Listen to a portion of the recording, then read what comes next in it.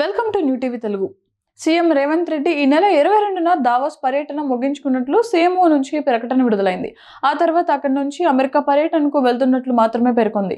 అప్పటి నుంచి సీఎంకు సంబంధించి ఎలాంటి సమాచారం లేదు. 3 రోజుల తర్వాత ఆయన హార్వర్డ్ యూనివర్సిటీలో ఉన్నట్లు ప్రెస్ నోటు, ఫోటోలు విడుదల చేశారు. అయితే ఇక్కడే పలు అనుమానాలు తలెత్తుతున్నాయి. సీఎం రేవంత్ రెడ్డి అమెరికా వెళ్లినట్టుగాని, పలానా చోట దిగినట్టుగాని, సీఎంఓ నుంచి గాని, ప్రభుత్వం నుంచి గాని ఒక్క ఫోటో బయటకు రాలేదు. 22 నుంచి 26వ తేదీ సాయంత్రం వరకు ఆయన పర్యటనకు సంబంధించి ఒక్క విషయం కూడా తెలియలేదు. రేవంత్ రెడ్డి స్విట్జర్లాండ్ పర్యటనకు వెళ్లినప్పుడు జ్యూరిచ్ విమానాశ్రయంలో అక్కడ ఉండే తెలంగాణ వాసులు స్వాగతం పలికారు.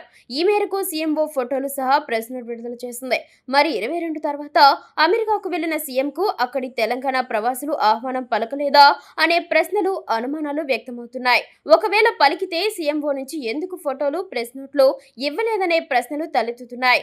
గతంలో సీఎం అమెరికా పర్యటనకు వెళ్లినప్పుడు అక్కడ తెలుగు వారు స్వాగతం పలికారు. ప్రెస్ నోట్లు, ఫోటోలు, వీడియోలు, సోషల్ మీడియా పోస్టులతో హడావుడి చేశారు. కానీ అలాంటి సీన్ ఈ పర్యటనలో కనిపించలేదు. దీంతో అసలేం జరిగిందనే అనుమానాలు వ్యక్తమవుతున్నాయి. దీనిపై సోషల్ మీడియాలో పెద్ద ఎత్తున విమర్శలు వెల్లువెత్తుతున్నాయి.